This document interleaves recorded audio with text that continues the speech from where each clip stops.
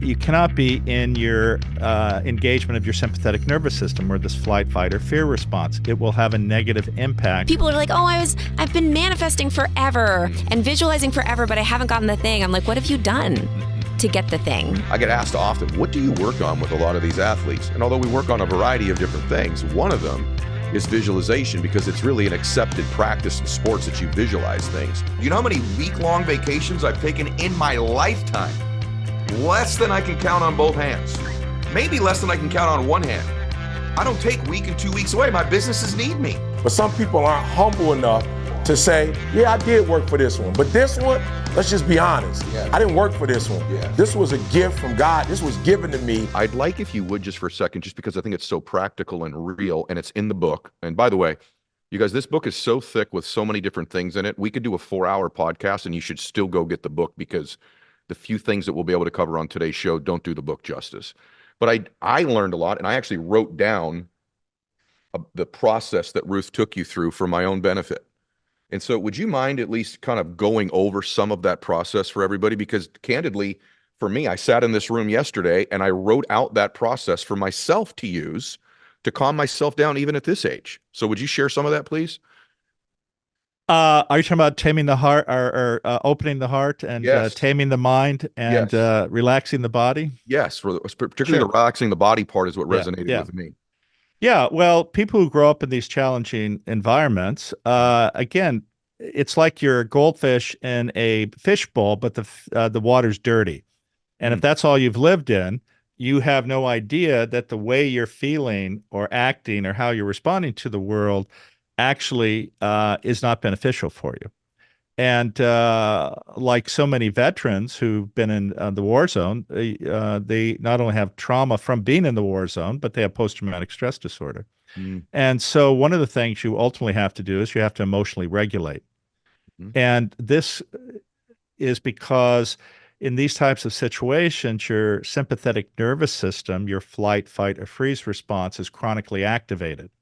And you don't appreciate it, but all of your muscles are tight. You're always looking around. So the first thing she taught me was a traditional mindfulness practice of relaxing the body. Right. And literally, we went from the tip of the toes to the top of the head. Now, I have to tell you, as a 12-year-old, I had no self-awareness. And, I was doing this. I showed up, but I'm sitting there going, wow, and what is really going on here? And frankly, I was going, this is sort of bull. But, but I did it. And what I found was that I did relax, and I was much more calm, and I wasn't like, constantly having my muscles tight. And then she taught me a technique I call taming the mind in that book. And this was the ability to focus, in this case, on a candle, but you can do it with the mantra, or you can do it with simply an object. But what it does is it helps you not respond to the endless negative chatter that goes on in your head. And it also, you learn that there is chatter. And this is what I was talking about earlier, which is this negative self-dialogue. And unlike traditional mindfulness as is practiced today, what she did there was, though, to give yourself positive affirmations, which changes that dialogue and decreases the sound of it. One of the way mindfulness works is you don't respond to these negative events going on past your head. In this case, though, you respond to them by reversing the statements to one of positivity. And then once she did that, she taught me a technique of opening the heart. And what I mean by that is I didn't realize how much I was suffering. And oftentimes when people suffer, you have this negative dialogue going on and you begin to believe it. And the body, or the mind, if you will, doesn't know the difference between truth or non-truth. And what I say, or what I mean by that is, if you sit there and say, it is not possible, I cannot, that in turn, it turns into truth. Because if you say it's not possible, then there's no way it's going to happen. But conversely, if you develop a mindset of infinite possibilities for yourself and understand that you are the determinant, because this negative dialogue is fundamentally as if you're laying down a brick each time and you're creating a prison for yourself. And as those walls get higher, it gets darker. And the thing, though, is that you have the key to let yourself out of the prison. And once you realize that, that changes everything. And very much related to this book we're talking about today, Mind Magic, it's understanding how powerful you really are. And so many people give their self-agency away by listening to other people. And as a species, we have what we call negativity bias, where our negative things have a tendency to stick to us. So once she allowed me to be, if you will, self-compassionate and accept myself with all of my imperfections and understanding that that is okay, it also made me realize that everyone is suffering and that I oftentimes, like so many of us, we make a projection of how we think people are responding to us, but oftentimes, and again, it relates to this book, we don't appreciate that a lot of people's actions at an unconscious level relate to their background growing up that they carry baggage with. And that baggage determines every interaction. It determines oftentimes the job or profession they take. It determines the relationships they have. And so once she made me recognize that others are suffering, it also gave me another gift, which was I used to have a lot of anger and hostility towards my parents, not because they didn't love me, but because they were not there for me. And once I recognized this, I understood that they did not have the tools to help themselves. Right. So it made me be much more thoughtful and kind. And then what happened is I realized that once I, one, stopped beating myself up, and two, carrying this hostility or negativity about me, it changed how people interacted with me. And once that happens, I realized that actually, if you create that correct type of energy or what you're putting out there, actually people do want to help you. And at the end of the day, that changed everything. And ultimately, which is actually the basis of this book, is she taught me a manifestation or a visualization technique. And in the first book, I gave some fundamental principles, but I didn't go into all the detail. And I realized after a lot of emails and letters from people that that was a key thing that people wanted to understand, but they wanted to understand it not from, as you said, the woo-woo pseudoscience part of it. They wanted to understand the fundamental neuroscience of it and how you can manifest maximally, if you will, or have the greatest potential to manifest your goals or dreams or your intentions. But that has to do with actually not the woo-woo side or the law of attraction or thinking the universe is going to somehow intervene if you have the right mindset. It comes down to, one, claiming your self-agency or the power you have, but also doing fundamental practices that will actually increase the likelihood, because you have to have what we call these cognitive brain networks to function at their best. And there's certain ways to do that. But the most important part is you have to get out of the stress mode into the rest and digest mode, or the engagement of your parasympathetic nervous system. One thing that Dr. Doty points out in the book that you should all know, that I love that he says early on in the book, is that the universe doesn't care one way or the other. You're already great at manifesting. You're already doing this. Just typically you're manifesting a lot of the things you don't want, that you're worried about, that you're fearing. You're acting out of trauma already. You have some of these skill sets because these brain centers already exist for you. And some of you doing a little bit of digging, we'll talk about HRV a little bit later, but going from the sympathetic to the parasympathetic state has everything to do with your ability to manifest. Just from a science standpoint, for the people that want, like, the meat in the book, you talk about the fact that manifesting primarily takes place in of four large circuits in the brain. So I can go through them, but I'd prefer you go through them a little bit. We can go back and forth. But this is just for all of you to know that this is neuroscience. This is not, poo-foo stuff here. This is actually happening in different centers and circuits in your brain. And there's actually four of them that he quotes in the book. I'll start the first one, the default mode network, which of course I had no idea what the heck that was. But why don't you take us through what the other three are and explain that to us a little bit? Sure. Let me just make a comment. Obviously, this book says it's about the neuroscience. I got a LinkedIn message from somebody said, I bought this book and I really hated it because it went so much into the neuroscience. And I'm like going, wasn't that the name of the book?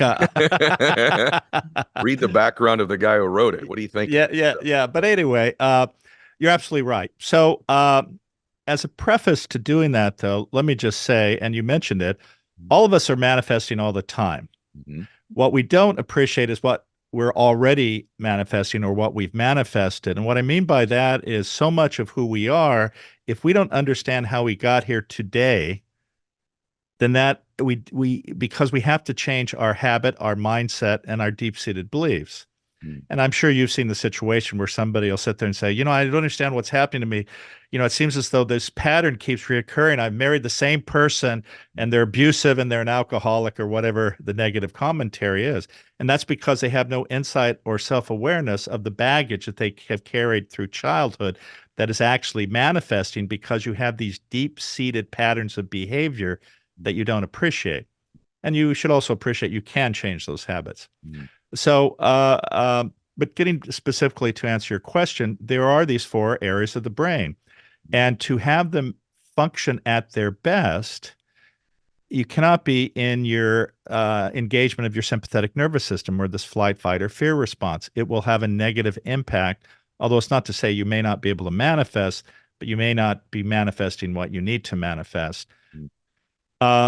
So you have to be engaged in the parasympathetic nervous system, the rest or digest system, because your cognitive brain networks, of which the default mode network is one, function at their best in that state. So the default mode network is what happens or is activated when you daydream or you mind wander, but it's very self-referential, but it's also the place where you define who you are. And this is critical to have this image that sort of sits in the background of what you want to be or how you want to be. And then the interesting thing is the other network that's really critical here is what we call your salience network. So from your default mode network, you create a narrative that then activates the salience network. So salience is meaning something mouth-watering or something when you think about it, it activates things you want, right? And so it results in the subconscious being activated related to what you want or your intention or what you're trying to manifest. And once you're able to stimulate that, and I use the example of a bloodhound, once you're able to give the bloodhound the scent, then this activates the attention network so that there's a laser-like focus of your attention on manifesting that. And then through the salience network, the bloodhound starts searching around for it. And the salience network, if you will, is on alert all the time during your waking state.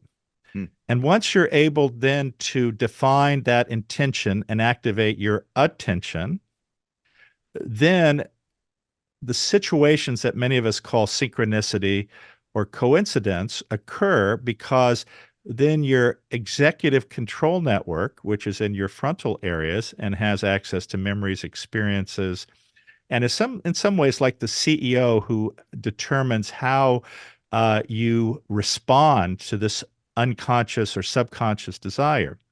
And then it occurs. And let me give you a couple examples. I'm sure you've been at different parties or events where it's really noisy. Yet, if your name is said, you turn to it. Even though it's completely loud, nobody else heard it, you turn to it because that is a fundamental part of your identity. And so the same is true also as an example. I'll see a patient who may have some sort of a brain condition, and let's say a meningioma, and the person will sit there and they'll say, I have never heard of that before. Wow. This must be really rare. But I'll see them 6 weeks later and they go, it's the most amazing thing. I've run into 6 people with the exact same condition, right? Because you have embedded that now, whether you wanted to or not, into your subconscious. And this is the things that can get embedded through fear, through, wanting to do something positive for yourself. And I'll give you another example. There's a project that I've been working on for several months, and it's very esoteric. And I was at a coffee shop, and it was like completely noisy. You couldn't hear anything. Yet, out of the din of all of that, I heard two words that were critical to this project, which would not have ever been normally out there, or I wouldn't have responded to. I went over, introduced myself. It turns out they're working on the exact same thing, and now we're working together on it. And this is the type of synchronicity or coincidences that repeatedly occur when you unleash your subconscious, because what the subconscious wants, the conscious is ordered to have happen, if you will. Yes. So those are how those networks work. And Can I ask you a question about the synchronicity? Sure. I'm just curious about this. Is it the fact that those things always existed around you or potentially did, but you were oblivious to them because they weren't embedded? And that now that they're embedded, you're seeing, hearing, or feeling those things that were always potentially within your awareness, but you were unaware of them? Or is there some sort of pull power that's taking place that's creating these synchronicities? I would say they're always there. We just never are attuned to them. Got it. Right. Okay. And so because you have to understand, our mind is always having to struggle to what we attend to, right? Yeah. Our actual attention is quite limited, although most people don't believe that. Even driving along, and I'm sure you've had the experience where you're driving along and you start thinking about something, and then you're like 10 miles down the road, and all of the stuff that was going on, you can't even remember. Yes. Right? Yes. And so, and there's a classic experiment, which I think I mentioned in the book, called it's the gorilla experiment or something like that, but you'll find it in the book. But it's amazing. It's these two teams are playing basketball. One is in a black uniform, the other's in a white uniform. And what the experimenter asks is either, tell me how many times the people in the black shoot a basket to get a point. Or the other is, how many pass the ball throughout the whole thing. So it turns out in the middle of this video, there is an individual dressed in a gorilla suit who actually walks through the entire game through the group who are shooting the baskets. And over 50% of people do not even notice it. So crazy.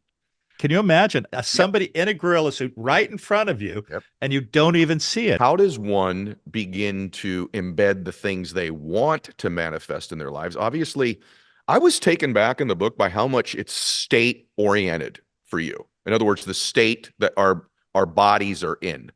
I've always, in my own practice and coaching people, always just sort of went right to the technique of the visualizations, never really caring for the state that one's in order to be open to creating these new neural pathways in their brain. So could you give us like a practice or a couple of the practices that somebody can begin to implement? I think right now, this part that you may share, I think it could change a couple million lives right now with just a process-oriented structure for somebody to begin to embed the things that they want as opposed to the ones that they're operating out of trauma or fear in. So let me make a couple statements before we go there. One is you have to understand, and I mentioned this a little bit earlier, what are you already manifesting? Two is to understand the difference between what you think you want and what you need. And as I think actually, as you mentioned earlier, you can get things, but it's not always what's best for you. And the reason I bring this up is, in the Western narrative of success, which for many people, quote unquote, equals happiness, the narrative is to be happy, you have to have money, power, and position. Once you get those, therefore your life now is fantastic, you'll be happy, and you will get all the other stuff that will continue that happiness.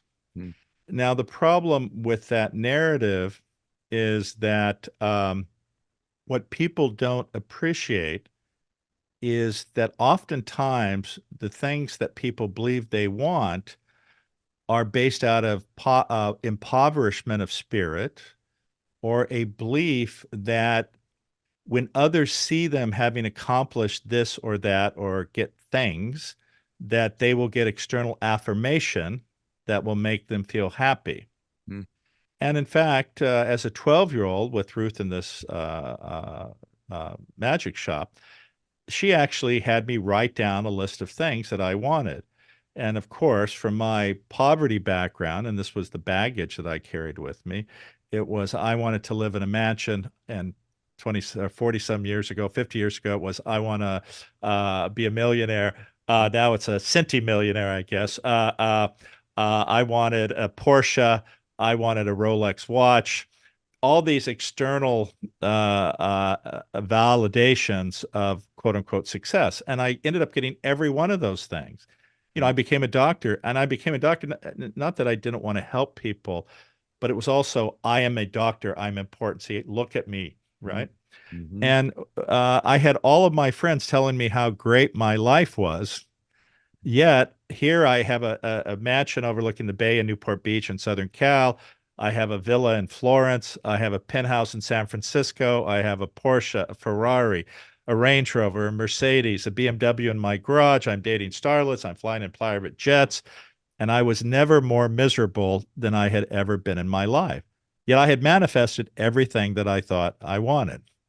And so the problem is people get focused on things that aren't going to help them because they think that these types of things are what are going to create a life of happiness, which is what everyone ultimately desires.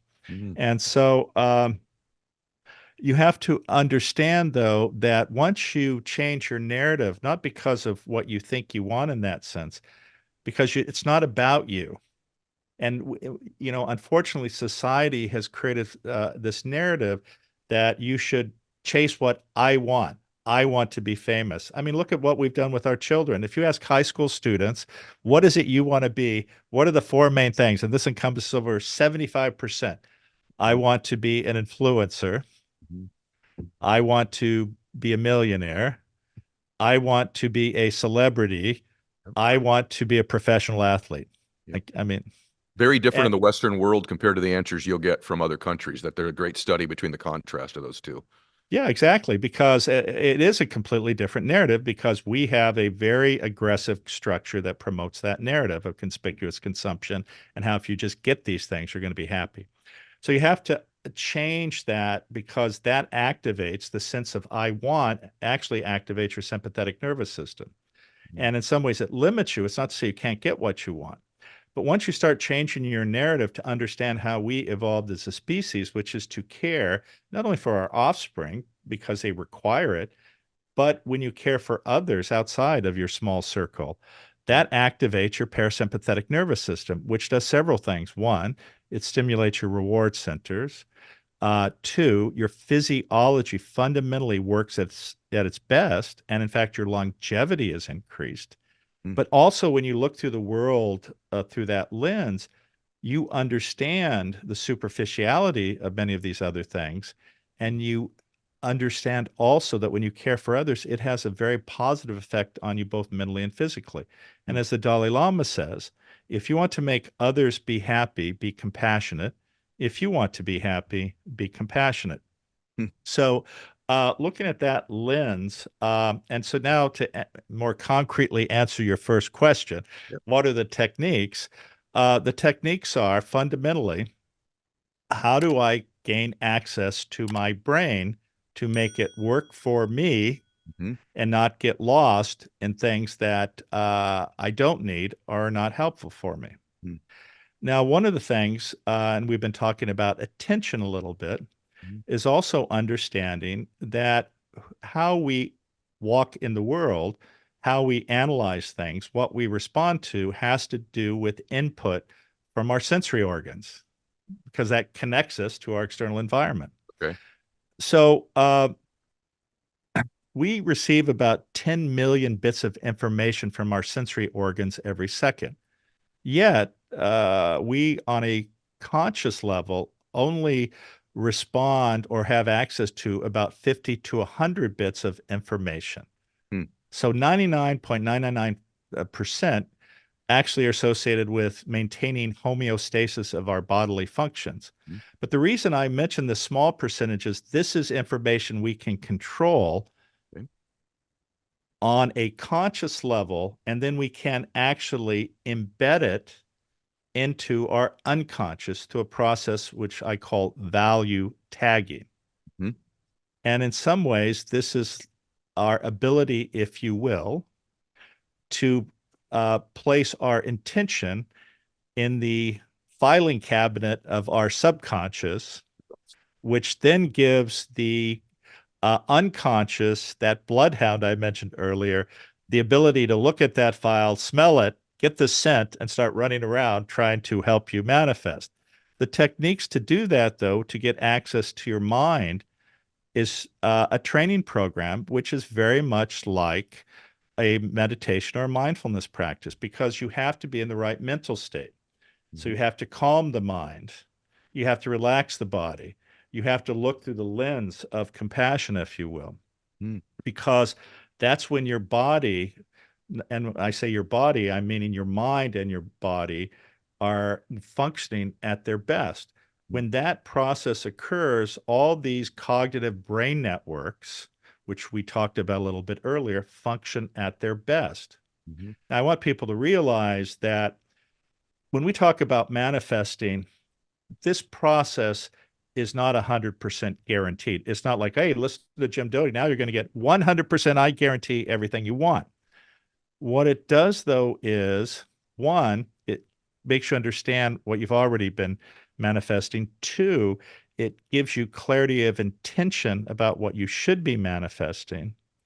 And this is through relaxing the body, taming the mind, focusing your attention, embedding that intention, and then that creates the greatest possibility for you to manifest your desires or create the life that you want. Now, I'm sure you've talked about eudaimonic versus hedonic happiness. We have not. Please talk about it. What the hell, Ed? I told you there's an IQ discrepancy. That's what you're doing here, my brother. I can't wait to hear this. Yeah, I know a lot about this because of your work and other work I've done, but we've not talked about it on the show. So this is going to be really? Well, so if we look at oftentimes this term happiness, there's what we call hedonic happiness, which is hedonism, if you will. And this very much relates to what I want. And in fact, unfortunately, there was a movement in our society that's now spanned a few decades where there was this narrative that if you were in a race, any kid who in the race gets an award, right? And not recognizing, one, that creates a sense of entitlement, even though you didn't do any work to get there. And it negates the fact of life, which is there are winners and there are losers. You have to show up. You have to do work. Otherwise, you're not going to get what you want. And so this is a very important aspect. But when you focus on I want, the very nature of that I want has to results in stimulation of your sympathetic nervous system because it's out of fear. You have to have this to show others you're okay. You're chasing after external affirmation. Now, I've said this sometimes, and people will sit there and go, "You mean it's wrong to have have materialistic desires?" And I say, "No, that's not what I'm saying at all." And I'll explain that in a sec. The other side of this is what we call eudaimonic happiness. This has to do with service and meaning. Okay. And if you compare the two, one gives you happiness which is transitory and shallow. The other, and this is when you activate your parasympathetic nervous system, your rest and digest mode, results in purpose and meaning because you're being of service to others. And that's when all your brain networks function at their best, thereby giving you the greatest possibility of manifesting your intention. But getting back to having things, my statement is not to sit there and say, one, it's horrible to have things. I will assure you, I live in a nice house. I drive a Porsche. I have a Mercedes. There's nothing wrong with that. The difference is where it is wrong is if you look at that, that is your identity. And if you lose it, you have all this fear and anxiety and insecurity versus how I look at it. I won am very appreciative, have immense gratitude, thoroughly enjoy it. But if it's gone tomorrow, it has zero impact on who I am, who I see myself as, or my level of happiness. And so that's really the key difference. People listening to this or watching this right now, like, well, wait a minute. Like you've said, I would like to make a lot of money. Does that mean that, I'll say it my way, then you correct me, okay? That the intention that you attach to the desire to accumulate that money has an awful lot to do with the probability of you ending up possessing it. Meaning, I want to make I want to have $10 million saved, let's just say. That's one of the things I want to manifest. But I want that $10 million so that I can show you my Ferrari, I can show you my house, you'll think great things about me. That's one person. So they've worked on manifesting their $10 million that way. Another person works on calming their body, getting into that state, and they want to acquire the $10 million so that they can be philanthropic with it, so that they can care for their family, that their children and grandchildren grow up in a safe place and a safe environment and get good educations. Are you suggesting that the intention attached to the desire you have has a lot to do, not only which way, I understand the difference in the two levels of happiness, but also in the acquisition or the actual manifestation? Does the intention attached to it have something to do with our ability to then have our attention networks open to seeing the things we're supposed to see or hear? No, I think you did an excellent explanation. That's exactly right. Okay. And this is in some ways, some of the examples I give, how you have to reframe what it is you want. If you sit there and say, as you gave that example, I need that $10 million so I can have the big house and stand in front of it with my Ferrari parked there. Everybody looks at me. And this is what influencers do, right? They create this narrative to imply that their life is perfect. They have the filters on, they have all the makeup, they create these, fake backgrounds, or are in a place where they rent a place to look at like it's their mansion, and everything is a lie. That's right. Yeah, I mean, you are living a lie. It is not who you are. And you have to pay the price for that, because you can't have calmness about yourself, because deep down you're a fraud.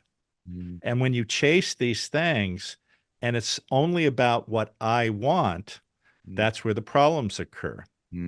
Versus if you reframe it, and I give an example of a young lady named Anula in the book. She was an immigrant from Sri Lanka. Her parents very much wanted her to be a doctor, as did she. But her real driver was, I need to do that to make my parents happy.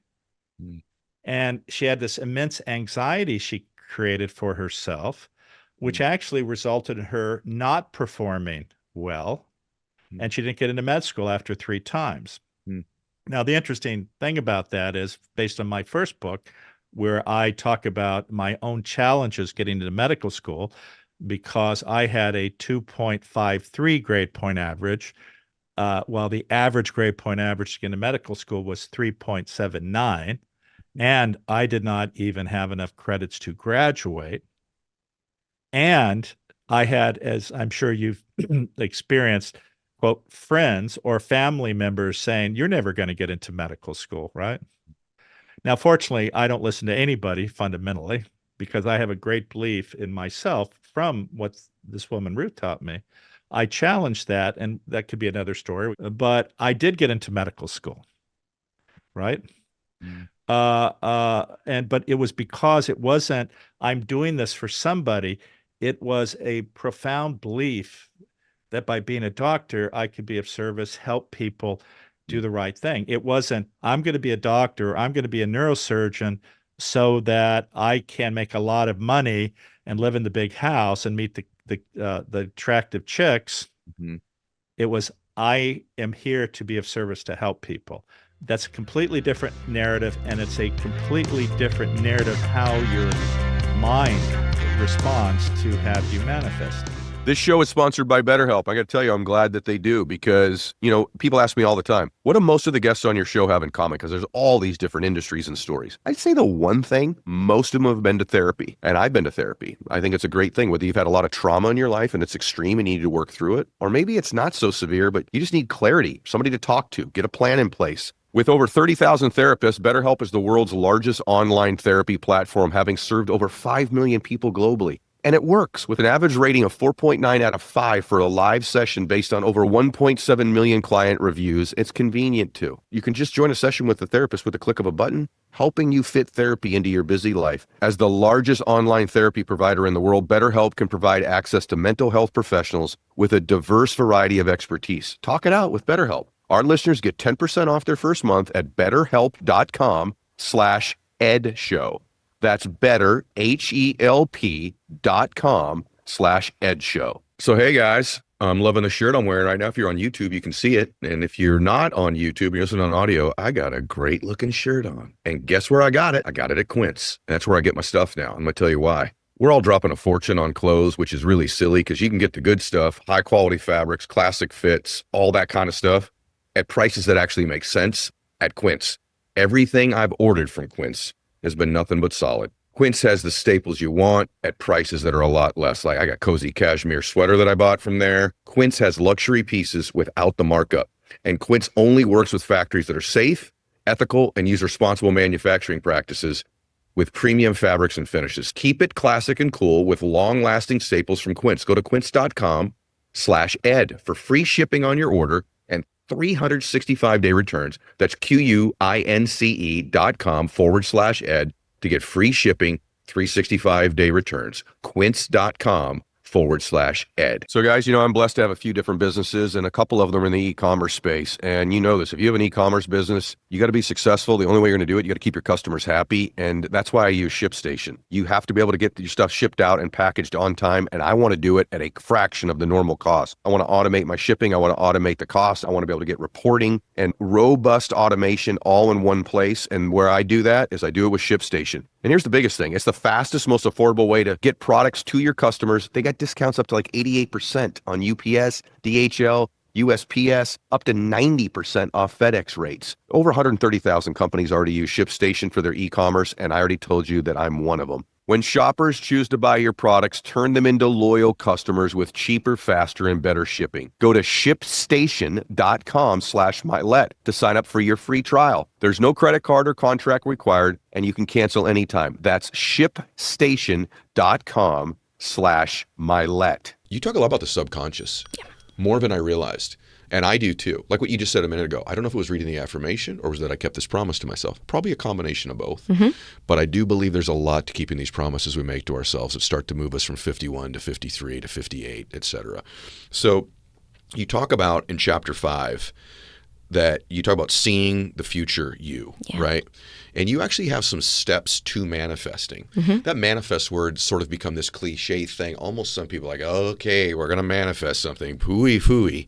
But that's not really how you approach it. It's actually rather scientific the way that you do it. So let's talk a little about manifesting and seeing the future you. Yeah. I don't even really use the word manifest in the book. I use the word create. You don't. You do some in your content, but in the book you do. You use the word create, and I think it's develop or something like that in the book. It's the creation process. Because when I look back at all the things that I've created in my life, it really has been not just because I sat around and visualized it.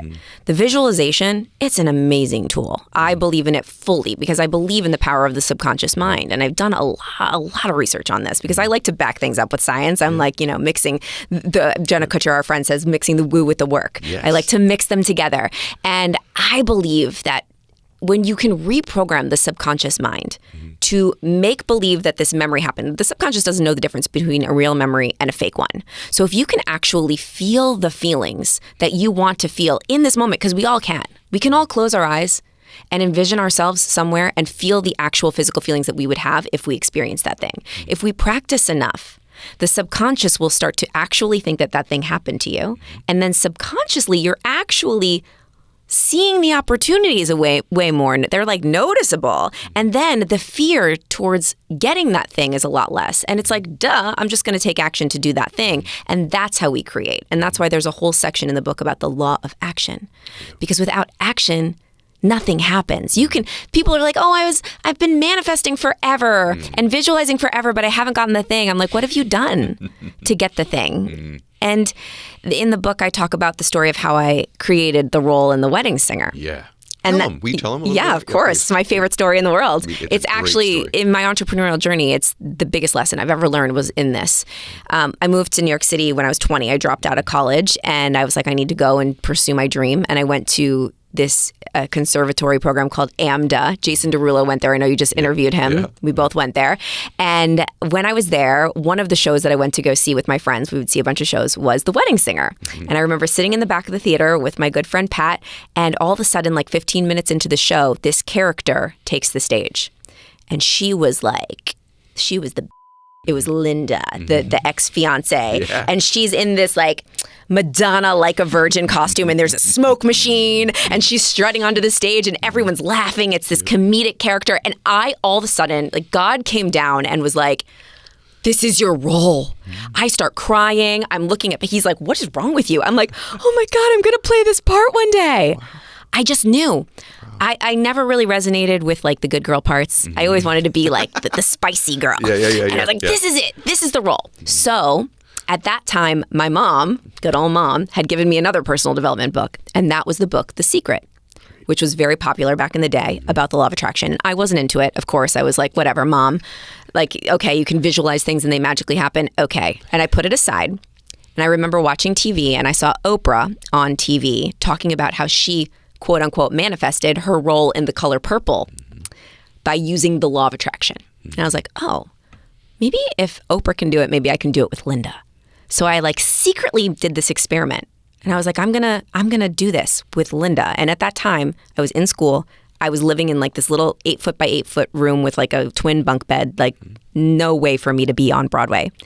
And I started visualizing every night before I went to bed. And I would sing myself to sleep, and I would sing the Linda music, and I would see the audience, and I would feel the costume on my body, and I would see the lights, and I would actually experience me playing the part every single night. And that brought me to, in school, I would sing all her songs for all my final demos. And I, all of a sudden, in my mind, like fully believed that this was my role. And that made the opportunity way more prevalent when all of a sudden I saw the audition for the Broadway National Tour of The Wedding Singer pop up. And I had never been to an audition in my entire life, but I had my Linda costume ready for me. I had already picked it out. I was ready to go. I walk into this audition. I sign on my name on the list. I was like 532 or something. There was like 531 other girls that looked just like me. And I made it to the final 2 at that audition. It was me and this other girl. Talk about all the symptoms of fear, FOMO, comparison. Like it was like we were battling it out. Like it was, but the belief that I had created from all the visualizing was driving me. I didn't get the part. But I wasn't upset, because my immediate reaction, and this is a really important lesson for me in rejection, because I had believed so fully in my heart that this was for me and I had done all of the work, I was like, oh, I just have to get really creative on how to make this happen in a different way. So I started to take action in a different way. And when you get rejected, it simply means you just have to get a little bit more creative and find that redirection to what you really want. Yeah. It fueled me. And so I snuck into a different audition with the same director, and I sang the Linda music at an audition for a different show. And I was like, I don't even care. What do I have to lose? And this is a big no-no in the entertainment industry. Yeah. So he comes out of, after I do this terrible thing that I was not supposed to do. Yeah. And he's like, we're not casting Wedding Singer, but here's my card. Follow up with me when we do. So this is where I learned the power of the follow-up. And you know how good of a follow-upper I am, because I followed up with you a zillion times. That's true. I followed up with this man for, I think, 6 months. I had nothing to say to him. I would just email him every week. Like, oh, here's a picture of my dog. Oh, I'm practicing my Linda music. Here's a picture of me. Yep. You know, how are you? Just follow up, keeping myself top of mind. Finally, I get invited back to do it again. The same audition process again. I think it was months later. I get an email in my inbox telling me, congratulations. Jeez. We're welcoming you to the Broadway National Tour of The Wedding Singer. Jeez. Linda, understudy.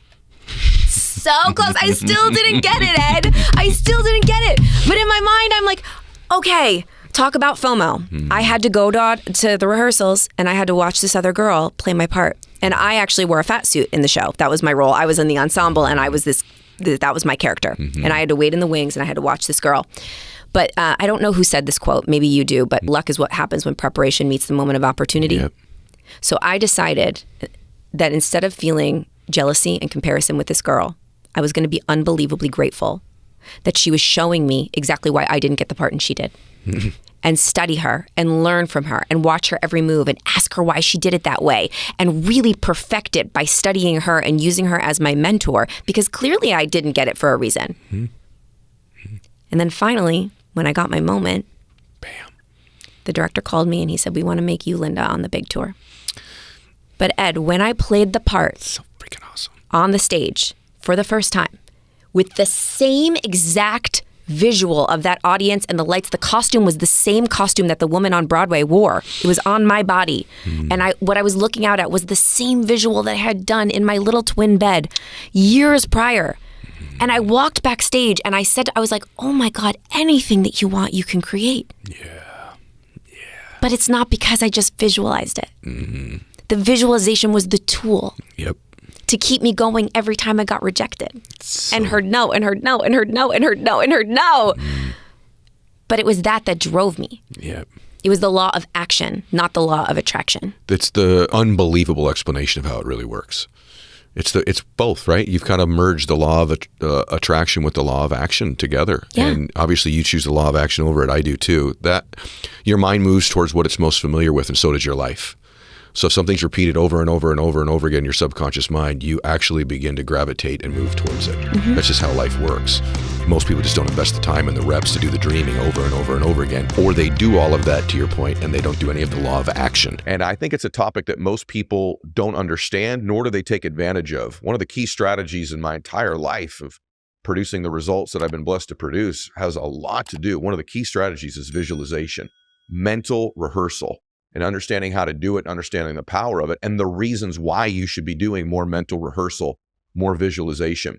You know, I'm blessed that I've had an opportunity to coach a lot of top CEOs, entrepreneurs, entertainers, and yes, a lot of athletes. And whether that be in the UFC, in the MMA, or a golfer, baseball player, I get asked often, what do you work on with a lot of these athletes? And although we work on a variety of different things, one of them is visualization, because it's really an accepted practice in sports that you visualize things. But most people, you can ask yourself this to begin, how much visualization do you do in a directed, intentional way? In other words, you're visualizing things, your problems, your worries, your fears, you're visualizing an appointment, let's just say. But how often are you doing that proactively? Are you using it as a strategy for peak performance, a strategy for bliss, a strategy to be more productive and serve more people? Mental rehearsal and visualization is one of the greatest gifts you could give yourself, and it's a great hack to producing the results that you want. Because the truth of the matter is, you are more than likely producing right now what you've already been visualizing. And so taking control of that and harnessing control of it is a really, really big deal. And why? Because we all have fears. We all have insecurities. These fears and insecurities will find a way to express themselves one way or the other. And so if we can't take control of our fears and our insecurities, and we don't build up mental rehearsal and visualization of the things we want, the things that give us confidence, one or the other are going to end up expressing themselves. That's why it's so important that you really learn to take control of your mental rehearsal and visualization. And why is that the case? Here's the deal. You move towards what you're most familiar with in your life, okay? So there's a degree of familiarity in our lives that we move towards what's comfortable, what's safe, what's most familiar to us, because it requires the least amount of thinking. Your brain really wants to operate and conserve energy as much as it can. So the more things it can do habitually without having to think, the easier it is on your brain. And so it's constantly trying to get you to move towards what's familiar. And so if what's most familiar to you is your fears, your worries, your anxieties, your insecurities, you will move towards them. If you wonder whether that's accurate or not, we try to avoid things that are unfamiliar to us. People have asked me, oh my gosh, I saw that golfer, he had a putt to win the golf tournament from 5 feet, and he missed it.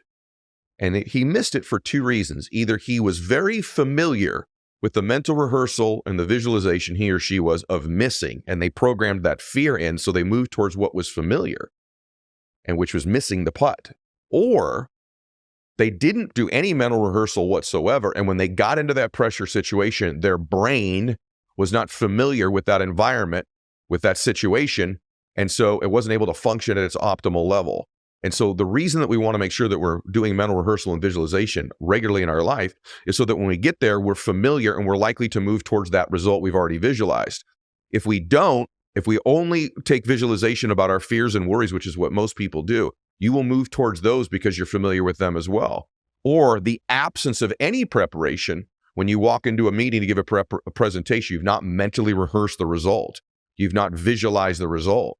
If you've not done that, you've left it up to your own devices, and more than likely, because you're unfamiliar, your brain cannot perform at its optimal level. So that's why mental rehearsal, preparation, because your body doesn't know, your subconscious mind does not know the difference between what's real and what's imagined.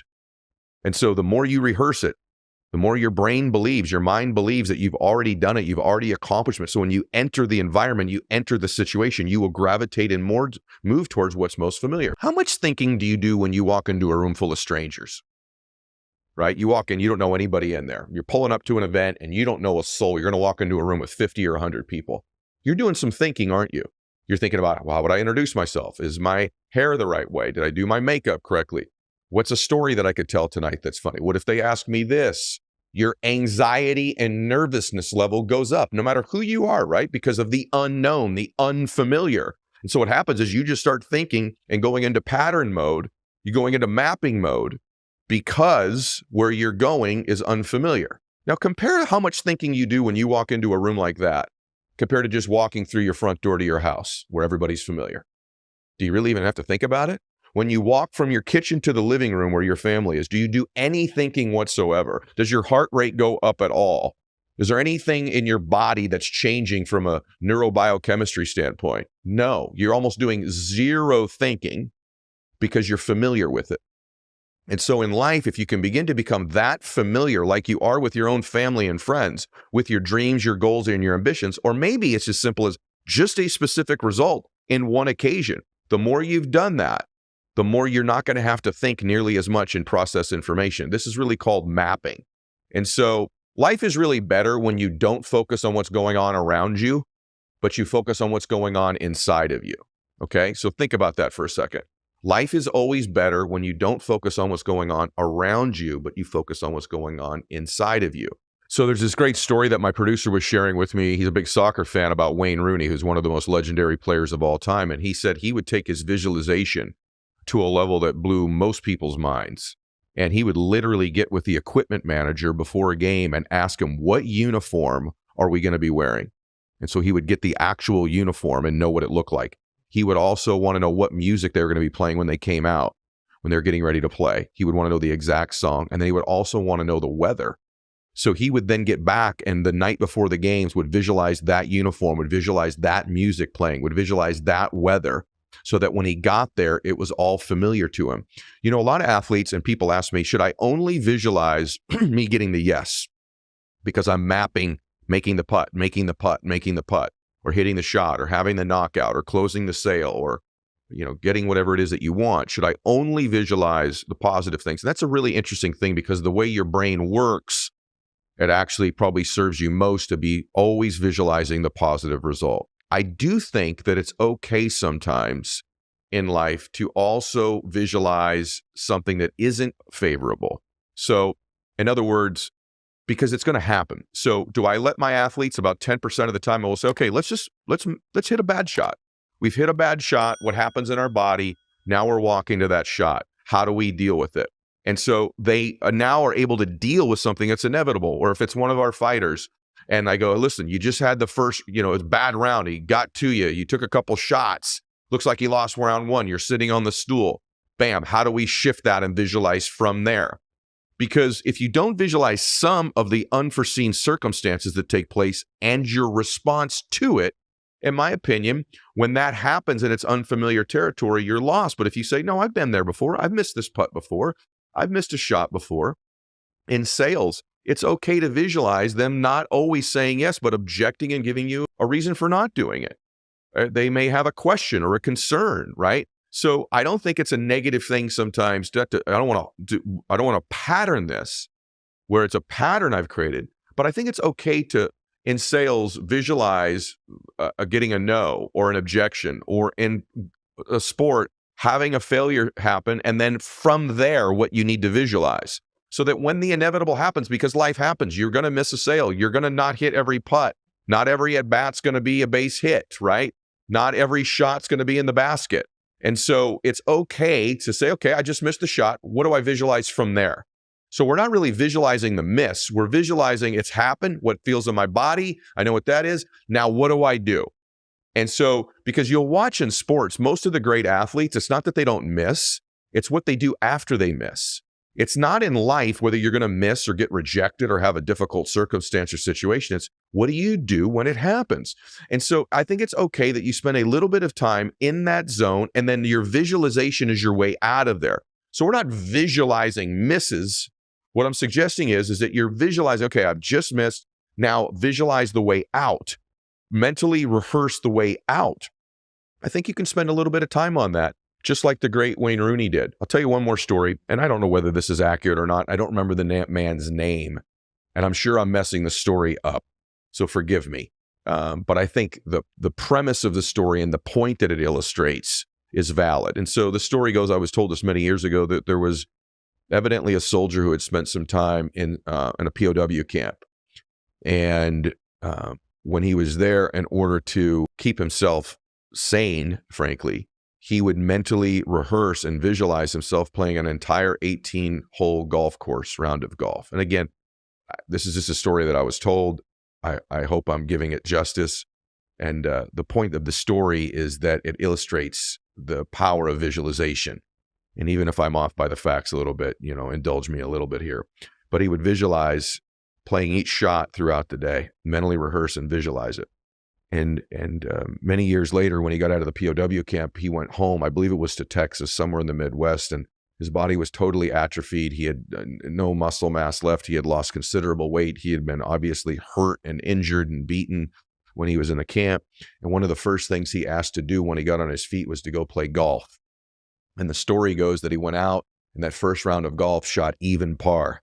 And afterwards, they asked him, how in the world did you do that? You've lost 50 pounds. You've had all these injuries. You've had this terrible mental battle you've had to go through. And he goes, it's easy. I haven't missed a putt in 4 years. Because what he had done is mentally rehearsed when he was playing those rounds, making that putt, hitting that shot.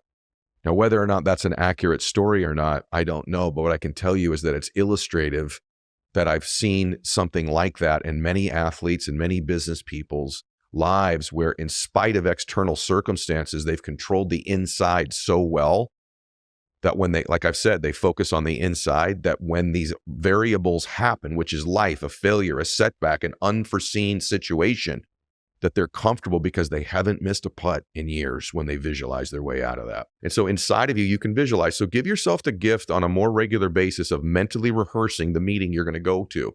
Do it 3, 4, 5, 6 times and actually sit in that visualization. Ask yourself questions when you visualize, by the way. The way you get better at it is you do more of it. In the beginning, when we're visualizing or mentally rehearsing, we're not very good at it because we haven't done it before. We get distracted easily, or we don't even realize, we don't even take control of what we're seeing. But begin to ask yourself, when I visualize, do I see it in black or white or color? I mean, make some distinctions about what you're seeing. Can I feel things? Do I smell things? Do I hear things? Can I take this picture that I'm seeing, this result I want to produce, this award I want to win, this situation I want to get out of a date that I'm going on, this, potential sale that I've got, this baseball I want to hit, this putter. When you watch it, start to ask yourself and take a look at what you're seeing. Like, for example, where's the camera? That'd be interesting, huh? Do you see the camera where you're looking at it out there? So you see it from your own perspective? Or do you see it from the person's situation who's watching you? Do you see it from above? Just taking a minute and you go, wow, I never thought about that before. Well, think about it. It'll help you take better control. When I work with athletes, when they're baseball hitters, I'll often ask them, I'll say, close your eyes and visualize, hit a line drive up the middle. And they'll go, great, I did it. And they'll open their eyes. I go, okay, good. Where was the camera? And they're like, huh? I said, where was the camera? I don't know. I said, well, let's close your eyes and do it again. I said, the camera could be a lot of different places. The camera could be you in the batter's box and you're seeing out at the pitcher in the field. It could be like you watch baseball on TV because you're familiar with it. And it's behind the center field fence looking over the pitcher into the catcher. It could even be the view you get on deck. But the first thing is to at least see what you see. Now you have a chance to play the video.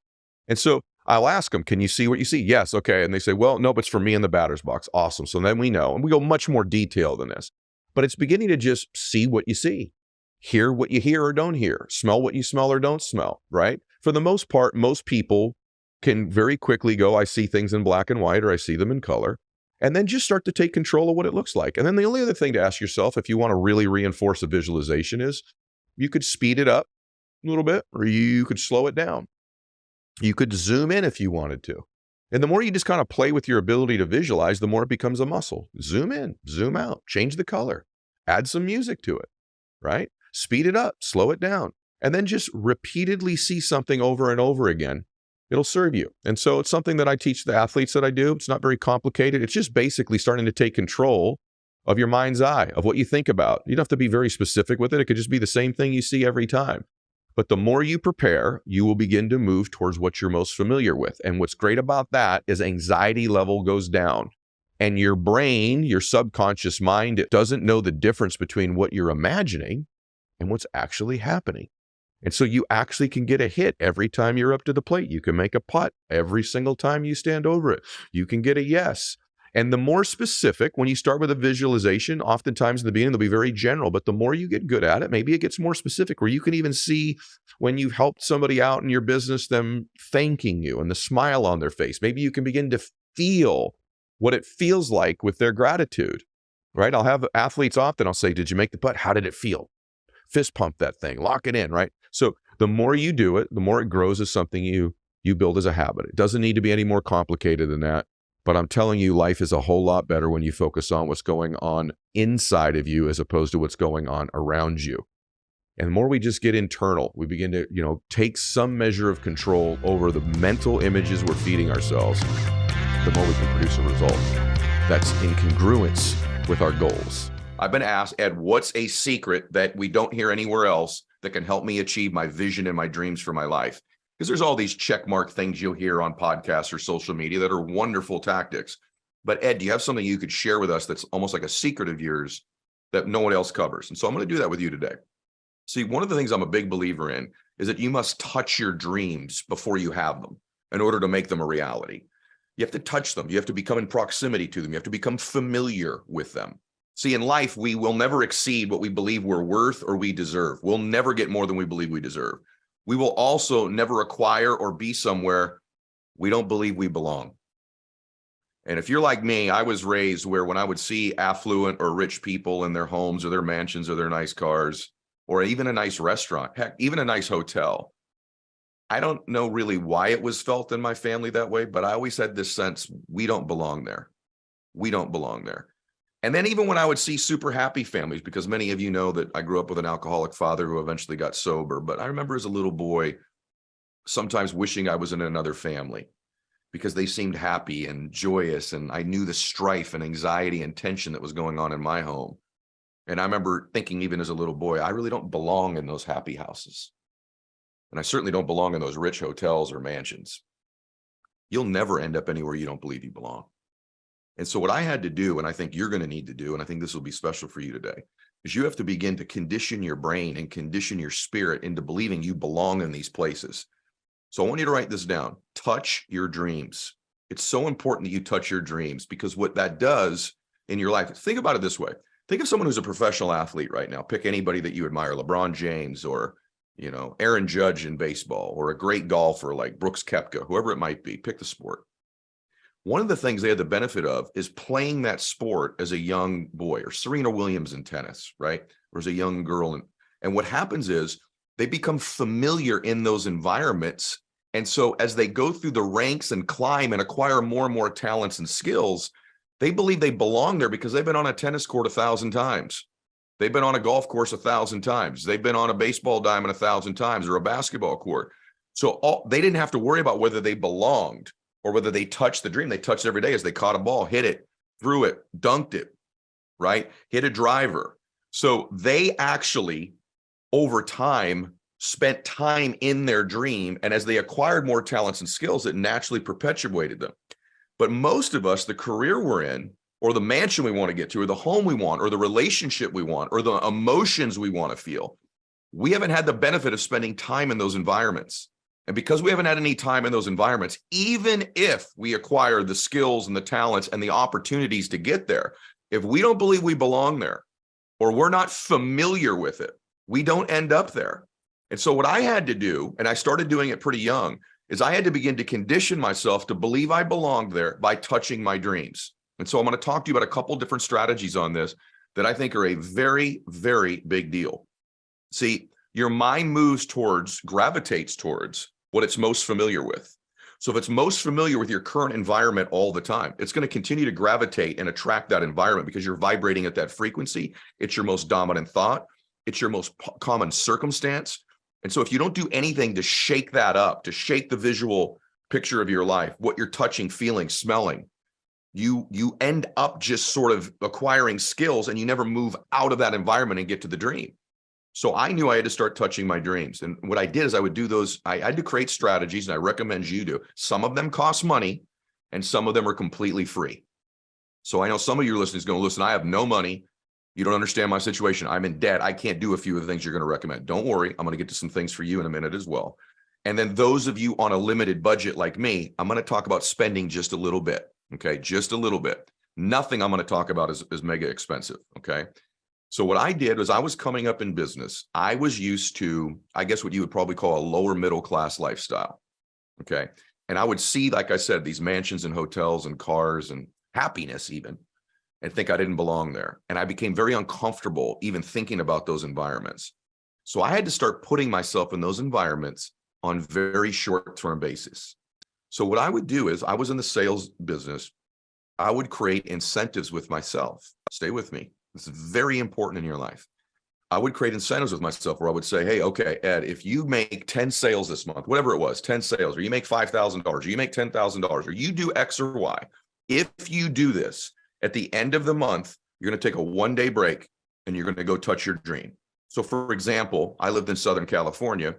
There was a Ritz-Carlton hotel in Laguna Beach, Dana Point, California. And I used to set these contests up. I couldn't afford to live at the Ritz-Carlton or where those people go. But what I would do is I said, okay, I'm making $7,000 a month. If this month I make 12 sales and I make an extra $2,000, back in that time, I'm going to take that extra $300 and I'm going to go spend one night on Saturday night at the Ritz-Carlton Hotel. I would leave my environment. My wife and I would get in our car. We would drive down to the Ritz-Carlton. And I remember the first time I got there, not knowing how you even tip the valet and not even wanting to park my car and, bring my car to the front of the hotel because it was a Honda CRX. But I did. And I rolled up to the Ritz-Carlton in my Honda CRX and the valet, I didn't know, do you tip them now? Do you tip them when you come back? So I just tipped them both. I gave him the tip. And I remember the first time I watched my wife get out of the car and I went to grab my bag. He said, no, Mr. Mylett, we've got your bag. No one had ever done that for me before. It was very awkward for me. I was afraid they were going to take my bag. And then I remember we walked into the lobby and I saw this marble on the floor and the chandelier. And I'm like, my gosh, it was overwhelming. And then checking in, giving them my credit card and hoping I had enough of my credit card for the incidentals on top of the room. And the first time it was a little bit awkward. We stayed there and we were laying out at the pool with all these very wealthy people. And we had dinner that night, a decent bottle of wine. And during the daytime, I went and played golf. And I'll talk about that in a minute. My wife went and got a massage. And the whole thing cost me, I don't know, at that time, like $700-800, which was a lot of money to me. But I touched my dream. And then I went back and it's just different. You drove back. My ideas, my thinking, my vibrational frequency was just slightly different. And I remember thinking, I want to get back there. I can't live where they live. I can't wait to get back there. And then the next month I said, if I do X or Y, we'll go back for one night, just one night. We're just going to taste it, just a bite. I can't eat the whole steak. I can't afford that. I certainly can't have the whole meal. I certainly can't have the rest, but I can have a bite of my dream. And that's what I'm encouraging you to. I had a bite of my dream. And I'll give you other strategies in a minute that aren't anywhere near that expensive. But I had a bite and it tasted good. And the next month I said, if I do 6 or 8 more of these sales, I'm going to go there and we're going to do it. And I didn't do it. And so I didn't go. Because I didn't want to train my brain that we just go. I had to earn it. I had to do something exceptional to get the reward. I did not want to do it so there were many times I set up these contests myself. I didn't hit them. We didn't go. I would ask my wife, start shopping for deals, look for discounts, look for places to go that are expensive, but we can get on the cheap. But then I remember about 4 months later, I hit my number again and we went down there again. Same routine, except this time I kind of knew how to handle the valet. And when I walked in, it's a little bit different. Still a little bit awkward, a little uncomfortable, but now laying out at the pool, I kind of knew where the towels were. I knew what drink to get. My wife knew where the spa was. We didn't have to ask. I knew where the golf course was. And by the way, while I was playing golf, I had a mentor tell me, Ed, rich men play golf. And I remember thinking to myself, I don't even like golf. It's 5-6 hours. It's boring. I'm not any good. I'm a baseball player. I want some action. Ed, rich men play golf. And I figured out what that really meant. That was a chance for me to get on a golf course with 3 or 4 other guys who were already living like I wanted to live. And I get to spend 4 or 5 hours with these people, even if I didn't know them. Like, how'd they walk? How'd they talk? How'd they think? What are their problems? What kind of vocabulary do they use? So I would go play golf and she would go to the spa, and then we'd have that dinner. And at the dinner, we would dream about what our life would look like and where we were going to go. And I'd say, babe, someday we'll live down here. You know, that Ritz Cove that's connected, that community, that's where we're going to live someday, right down here in Laguna Beach. There's a community right next to it. And that's a little bit more familiar. And then about 4 months after that, we did it again. Except this time, I remember walking in there going, I kind of feel like I belong here. And then I snuck into the gated community and we just drove around. I couldn't get past the guard gate the first time. Then I found a way in.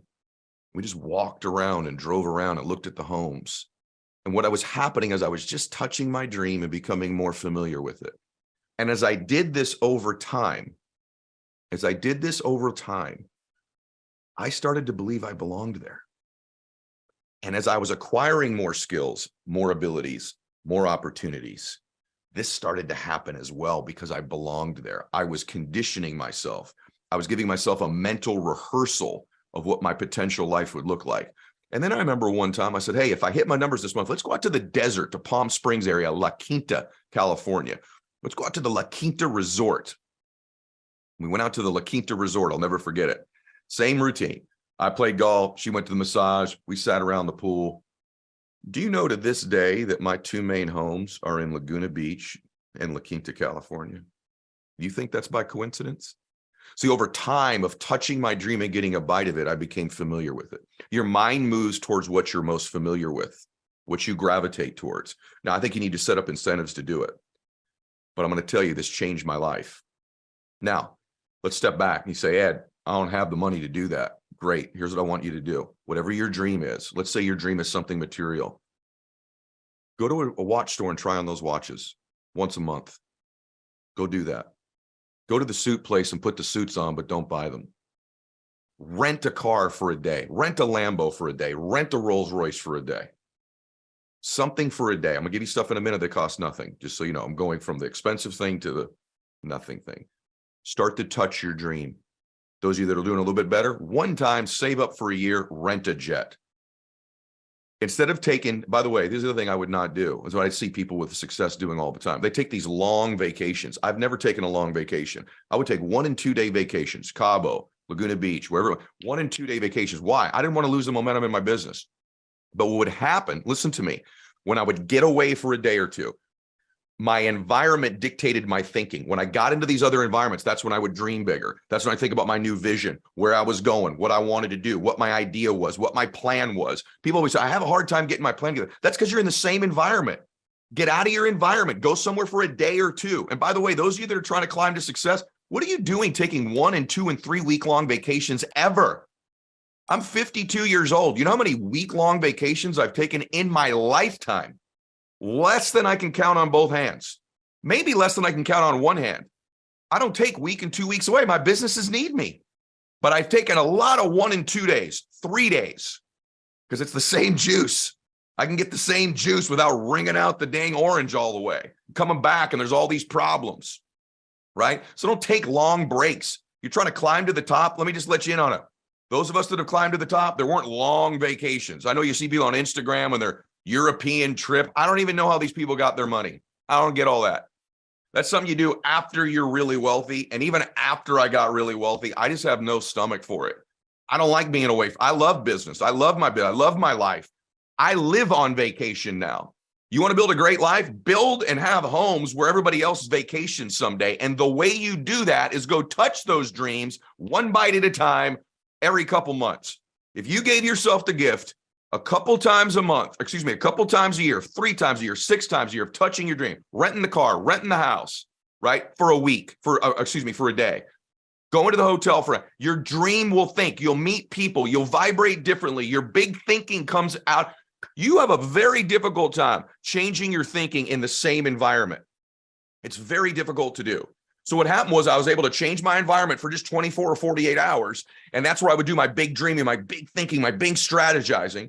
plus I'm becoming familiar with the dream, plus I'm moving towards it, plus I believe I belong there, and your mind moves towards what it's most familiar with. So now I'm becoming a little bit more familiar with this stuff. You starting to get this? Now, you say, Ed, my dream's not material at all. I get it. Most of mine aren't either. So what if once a month or once a quarter, let's say your dream is to serve in your church. Have you ever just taken a Wednesday off on a vacation day and served at your church, your mosque, your temple, or your synagogue?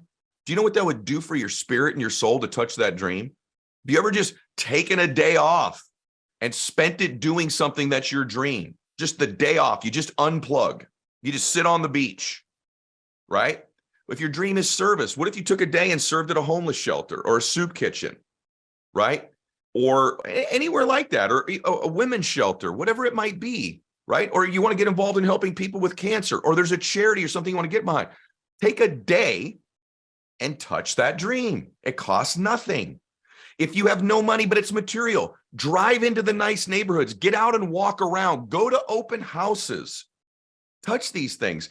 If it's you wish you could be a trainer full-time, there's a career you want to do, but you got to pay the bills the other day. Take one day and go do that career. Ask someone if you can, for one day, get mentored by them. Follow them around the gym if that's what you want to do. Follow them around the lab. Follow them around the business office. Touch your dream. Now, these things in my life have changed me. Why? There's also proximity to power. There's proximity to being around power. And power is your dream. Power is the people who have those dreams. Those people have the answers, the thoughts, the vocabulary, the vibrational frequency, the relationships. I remember watching these guys playing golf, and just how they walked was different than me. What they talked about was different than me. And not all of them had it, but some of them did. I remember one of the first times we were laying out at the pool going, wow, people just lay like this and relax? I've never done this in my damn life. I wonder if there's some correlation between this relaxation and being successful. And so, do you understand what I'm telling you? That an element that's missing in your life, listen to me, is you touching your dream. And then here's the free one of all of them. Mental rehearsal, just visualization of the dream. Giving yourself the gift of picturing yourself driving that car, picturing yourself in that church, picturing yourself with that body, picturing yourself in that relationship, picturing yourself with that emotion. Mental rehearsal causes you to believe you belong in the dream. Do you mentally rehearse? How often do you mentally rehearse? Because what's really happening is your visual sphere, your auditory sphere, your kinesthetic sphere, the things you touch on a regular basis, hear and see, are mentally rehearsing the rest of your life for you. So at some point, you have to take control of that, override it, and actually force yourself to mentally rehearse the things you want in your life. That's a form of touching your dream. It's the lowest vibrational frequency is picturing it, but it's better than not. And if you do it enough times, because dreaming is free, you could do this daily and repeat it. And if you stack up that enough times, it can be more powerful than touching it for one day a quarter. But imagine if you combine the two, the mental rehearsal in your life of whatever the emotion, the dream, the car, the house, the relationship, the service, the contribution, the memory, the repetitious mental rehearsal. And then once or twice a year, 4 or 5 times a year, you go touch your dream on a budget. Or even not on a budget, you drive the neighborhood, you try on the watch, you try on the shoes, listen to me, these things matter. You put yourself in these environments. You go have dinner at, a lot of people go, well, we go out to dinner every single week, once a week. Let's just say you do that. Okay. What if you just went once a month, but you went to the place you'd like to go the rest of your life? So you saved the money from those 3 meals that you don't go. And on the 4th one, you go to the place you'd like to be and get to touch the dream. You starting to see what I'm saying? Some of you that are a little bit further along, you'll give yourself a gift. You got a couple bucks. Have a night where you don't go out and you have a chef come cook for you. And I know that some of these things are things that many of you are nowhere near ready to do. Remember what I just said. I started out by driving the neighborhoods for free, just getting into the neighborhood. I couldn't even get into the houses. I couldn't even get through the gates. And then that graduated to one night at a hotel near those neighborhoods. But where it really started was the mental rehearsal. Ed Mylett had to convince himself he belonged in his dreams. Ed Mylett had to become familiar with these dreams by touching them mentally, physically, and actually auditory as well. I remember the first time when we would go to the Ritz-Carlton, we would always get the cheap garden room. And I remember about 2 years into doing it, I go, we're going to get the ocean front. And I'll never forget the first time when I woke up and I could hear the waves crashing. Actually, I went to sleep. Frankly, the waves were so foreign to me that I had a hard time sleeping with the noise. But I remember waking up and I opened the door on our balcony. This is 2 years into doing this. I opened the door on our balcony and I went, oh, wow, this is a different morning. You wake up hearing the ocean waves and feeling that breeze and that smell of the salt water. I belong here. I want this. And it incentivized me to work 1,000 times harder had I not experienced it. Somehow this starts to change our desire level as well. And so you start mixing all this together, you got a little bit of a recipe. So let me ask you today, doesn't cost you anything to dream and mentally rehearse. Are you willing to do that? Number one, whatever it is, material or not material. Number two, are you willing to start setting up some incentives with yourself or just start saving for that once a quarter, once a month, twice a year experience for a day or two where you touch your dream? Third, if it's service oriented, are you willing to take off a day, a quarter and go serve in your church or your synagogue or your temple, whatever it might be? Are you willing to go try these things on? Maybe rent a car for a day? Are you willing to do that? Are you willing to touch your dream to some extent? You have to bite the steak before you can eat the whole thing. And this is an element not talked about. Now, if you have the opportunity, you acquire the talents and the skills, I'm telling you, become an unstoppable force. So my challenge to you today is, are you willing to make any of these adjustments to your life game? Worst case scenario, drive your car somewhere, it's free, and walk around where your dream exists. Walk where it exists. Maybe your dream's to live in New York City, right? You live in the suburbs of New Jersey. Get in your dadgum car or take a cab and get over there and just walk around and touch it, see it, smell it. And what starts to happen is you build something called sensory acuity. And this sensory acuity makes your senses more acute. And then in your everyday life, you begin to see people, places, and things that deliver on that dream that you're now familiar with. Here's the truth. Last thing I'll tell you. If you continue to live unfamiliar with your dream, you will die unfamiliar with it.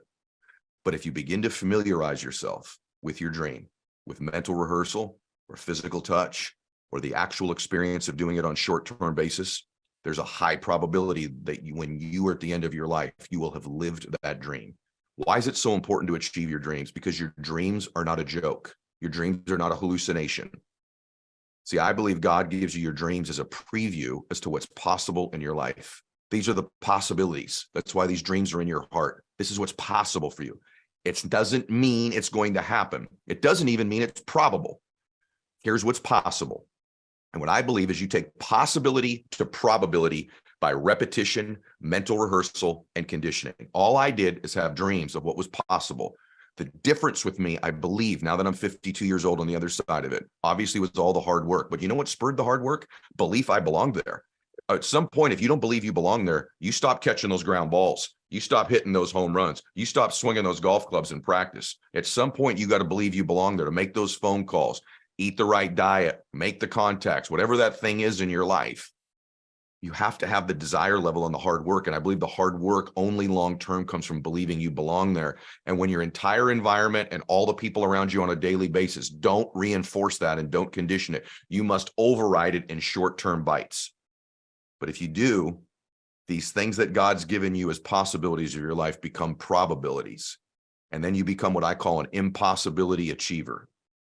And in my life, I feel like I've become an impossibility achiever. What most people think's impossible, I got the recipe for. I start envisioning it, then I start touching it, then I start experiencing it, then I start believing I belong there, then I become familiar with it, and then I have it. Obviously, watching you right now, there's an anointing, a giftedness with the way you speak and communicate. God is good. Yeah, and you're good, and you've worked on that gift too. One of the things I love that you talk about this just for a second, then I'm gonna ask you about your speaking, but gifts like Doty, right, or like other gifts in your life don't always show up, as you say, in the packages you expect them to, right? Or perfectly gift wrapped. Some of the biggest gifts I've had in my life did not show up the way I expected them to, right? Speak about that a little bit in people's lives. Yeah, I think for real, man, most of them, you know, and you got to be humble, you know, and I think too many of us who've been blessed like we've been blessed, people watch us and don't see the humility. Like they would prefer to see, you know, the confidence in us, you know, the passion, and overlook like the humility. But when you're humble, that's how you see things that other people don't see. Like when you're humble, you see, you're out running water. You know what I'm saying? I've been to other countries where they don't have running water. You know, we all have a roof already. This is a different type of roof. You know what I'm saying? But you can look at this every day and see the water and just go like, yo, this is a gift. Because how many people have tried to do the exact same thing you tried to do in the exact same way you tried to do it, and it didn't end up like this. So I wake up every day like, yo, E, you've been married you've been married almost 28 years. Like somebody took a chance on you. You know what I'm saying? And I'm being real. Like her mom was like, don't do it. Her father was like, don't do it. Like, what does he have? He doesn't have anything. That's a gift when somebody loves you, when you don't have absolutely anything.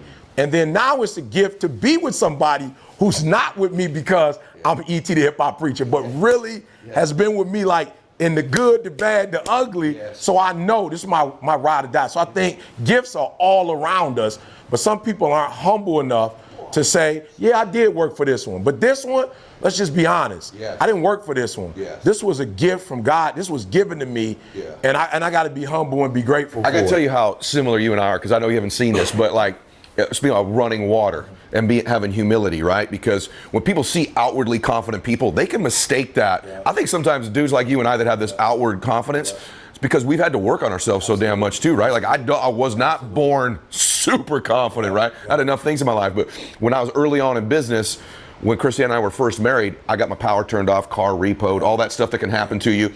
I went backwards first, but the worst thing that happened was my water got turned off. So you can have power turned off, phone turned off, you can survive. You get no water. Let me tell you, you can't bathe, you can't cook, and we would have to get up in the mornings. I'm a newlywed. We'd have to get up in our apartment. I'd walk my new bride down the stairs. We would take a shower at the pool. And just like I'd stand in front of there because there was no curtain. It's freezing cold, so that we could shower in the morning, and then we would get up, right, and I'd have to go out to work that day and pretend like some successful dude. But the point is like at the ocean here, clearly. I go, that's a gift. But there are a lot of mornings, not every morning, I'm not gonna lie to you, but a lot of mornings, honestly, the gift is I pull that shower faucet and water comes out of it. I'm serious. And I go, man, thank you, Lord, right? Because you didn't have it, now you're able to reflect. 100%. I just want to emphasize how awesome that point is, because I've lived that and I still live it. And even before we were on camera, you and I are talking about our speaking and we're critical of ourselves. We're trying to get better all the time. Fight for that little bit of a difference.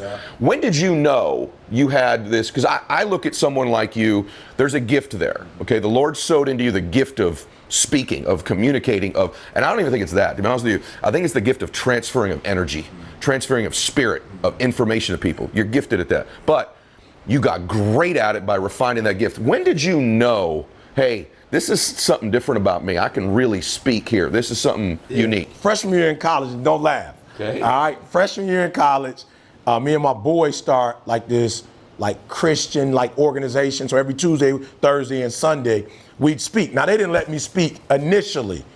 Because I was a high school dropout, rough around the edges, like I wasn't really polished, right? And so, but here's a good thing is, you stay humble. It's a gift. So we did it every Tuesday, Thursday, Sunday. So at some point, the guys couldn't make the appointment. So I was like always the host of the show. So when they didn't show up, they like, well, we bringing so-and-so to speak. I'm like, no, you're not. I'm hosting. So this is my shot right here. The best ability is availability, right? Irv wasn't there, Trey wasn't there. I'm like, finally, 3-4 months into it, I'm like, I'm in because they not there. So I'm in. Like, don't put me in, I'm in. And my first message was, pimping ain't easy, but somebody's got to do it. That was my first message. At the church meeting. Yeah, at the church meeting. Pimping ain't easy, but somebody's got to do it. That's why I said don't laugh. But this is how I knew I had something, because people were like, yo, nobody's ever. And so I talked about how the devil's trying to pimp us. And I just took that whole angle. And then my second message just blew up. Was how many licks does it take to get to the center of a sucker? And so everybody was just like, yo, bro, this is different. Like, this is not a normal preacher. It's not a normal delivery. The energy is kind of different. So while adults weren't really fooling with me, a lot of guys who were like, yo, we don't even do that church stuff. Like, we don't do that kind of stuff. We're not into that. And what was unique about, and I'm glad you asked, nobody's ever asked me this. What was unique is that we did it at the bell tower, which was in the center of the campus. So you had to pass it to go anywhere. So it was cats like, yo, I wasn't coming to no spiritual event, but I would hear that loud voice and that passion, and I heard, pimping? Pimping? Are you talking about pimping at church? You know, so they would just walk over like, yo, what is he talking about? Pimping ain't easy. And it was at that point when I saw non-church, regular people, jeans, t-shirts coming by. And when I would speak, stop, I was like, yo, E, you got something. Yeah, you got something. You knew it then. Yep.